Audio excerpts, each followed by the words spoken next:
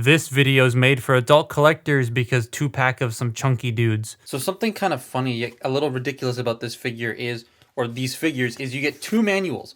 And not because, you know, one's for each. This is the manual for both of them. It's your standard size commander class manual. This is the manual for the combined mode.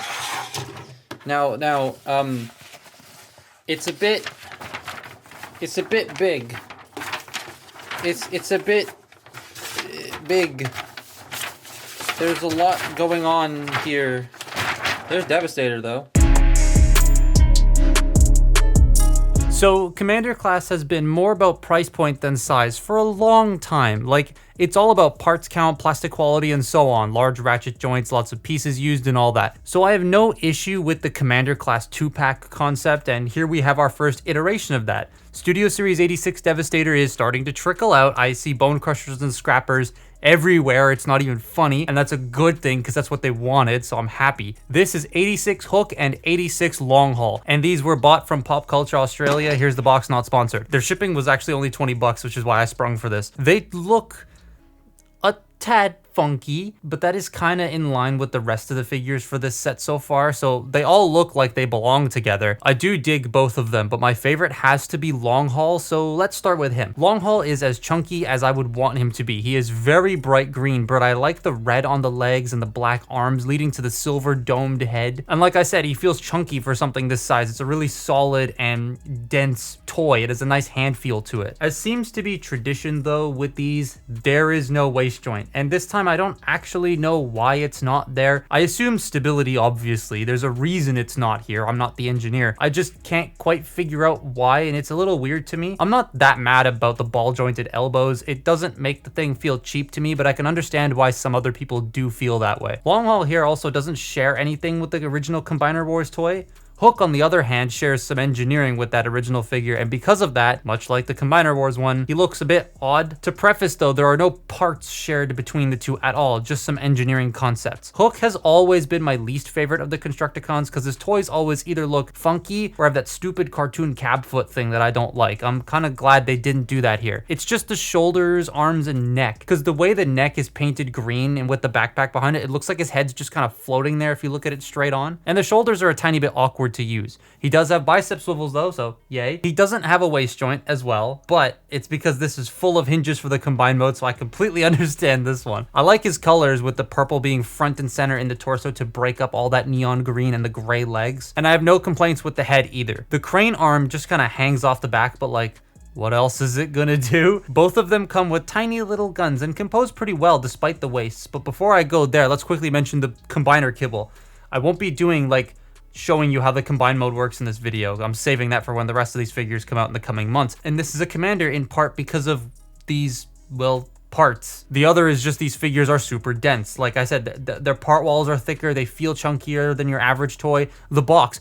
When I got this, I wasn't expecting it to be as heavy as it was. Like, it was the first thing I noticed when I pulled it out of the shipping box.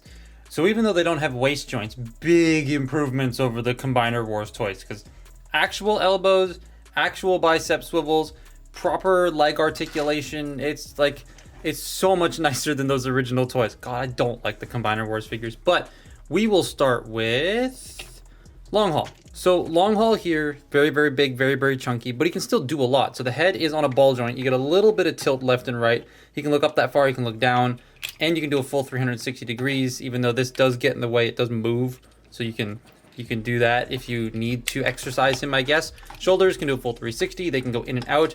You have that ball joint, so you got a bicep swivel and a 90-degree bend at the elbow. However, when you go all the way to the end and then keep going, this will unpeg, and it's a secure connection, but it's just not secure enough. Like, it could be a little bit chunkier of a click. No wrist swivels, no waist joint.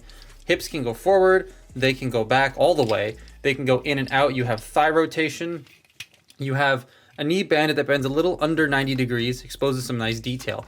But if you want to, you can unpeg this section here and give him a full double jointed knee so he can bend all the way. That's very cool.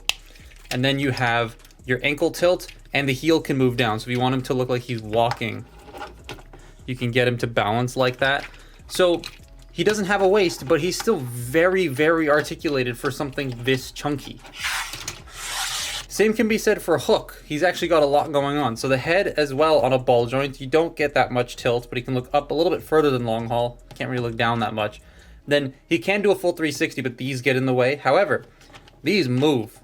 So you can rotate the head a full 360 degrees. The shoulders, they can rotate. They're on universal joints. Again, you move that out of the way. They can go up that far. They can't really go back that much because of the backpack. They can go out that far and then out even more. He does have a bicep swivel, thank God. Double jointed elbows that bend all the way. They do look a little bit weird, but I guess it's fine. No waist joint. Hips can go forward. They can go back, in and out. Thigh rotation. Knee bend that doesn't bend 90 degrees, but unlike long haul, this doesn't have any extra sort of thing to make it go a full knee bend. This right here, this comes out every once in a while, which is a little annoying, and it's simply because it needs to latch right into here. So when you fold it in, it does this, and then it comes out. You have to make sure that you push it in and then press it all together, and then it won't come out anymore. You just got to make sure to do that. The ankles can tilt, and they can't go forward, and they can't go back. Oh, and then the crane arm can rotate up and down and extend. So if you need it to act as a third leg for any pose, you can. So yeah, they're both pretty good in their articulation. Just could use waist joints. I understand his. I just don't quite know why they didn't do it here. So yeah, I really dig these two. Though the waist thing is a bit odd on long haul. I may ask Evan about that later at some point. I'm not sure. But yeah, anyways, let's make them vehicles. I'm gonna start with hook on this one because I really like how long haul works, and he does something very cool. So hook, we're gonna remove the gun. You're going to straighten out the arms. They're going to peg into the elbows. You don't fold the hands away. They stay out for this mode. We're going to peg the legs together, and I'm just going to flip this up just to get out of the way. We're going to take the backpack, and we're going to extend it up. It's on an accordion hinge, so it's going to go up all the way. We'll fold the arms into place, like so. And then you want to tab this together. It's going to tab into the back of the arms, and that's the back of the crane. Pretty much all done. Now what we're going to do here is we're going to take these sections, bring them up. They're going to go up here, and they're going to peg in here and here, and then into the arms themselves. So you get all that lined up, like so. Then you take this section and accordion it up. This was really stiff when I first got it out of the box, but now it seems to be fine. And there you have Hook in his alt mode. Oh, and the gun pegs into the side of the crane arm here. If I can find the peg, there it is. And there you go. There's Hook. Long haul is very cool. So he shares nothing with his Combiner Wars counterpart in the way of transformation, which is awesome. So to start with, what we're going to do is bring this section here back and up, peg it in, but leave it up like this for now. Then we are going to take the legs, peg them together, fold the heels away. Then we're going to take the arms and bring them up like that so that they are sitting on the back. Now, here comes the cool part. You want to fold this up, and that will in turn eat the head, but there's no space here, so you open this section up. And when you do that, there's actual engine detail in there, and it's painted silver. You got the belt, you've got the radiator fan. That's really cool how you can see all this little detail stuff in here. That's very neat. But once you get that opened up, then you can take this entire assembly, bring it up, fold the head in, close that up. Then you can bring this down and it will sit over top.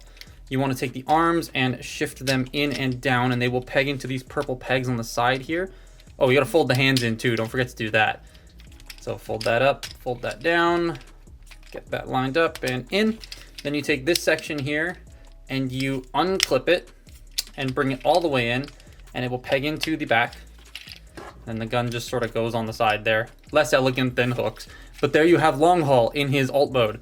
I love doing that transformation back and forth. These two look fantastic. I have no complaints visually with these. Hook does have the massive block in the midsection, but like that's just Devastator, so I'm okay with it. That whole engine detail thing in the cab of Long Haul is so unnecessary yet so cool at the same time. They didn't have to do it, but I love it. You can't fit anything in the dump, but that doesn't really matter to me. But I do know some people will be a little bit upset about that, so it is worth mentioning. You can connect Long Haul's trailer, and yes, it does look a little bit ridiculous, but there are dump trucks here, at least where I live in Canada, that do carry trailers, so I just imagine it's like one of those. Hook's crane can go up and down, rotate, and extend a little bit. It's also on a 5mm peg, and these look really nice together. All four of them lined up. I cannot wait for the final two. And yeah, here's the combined mode so far.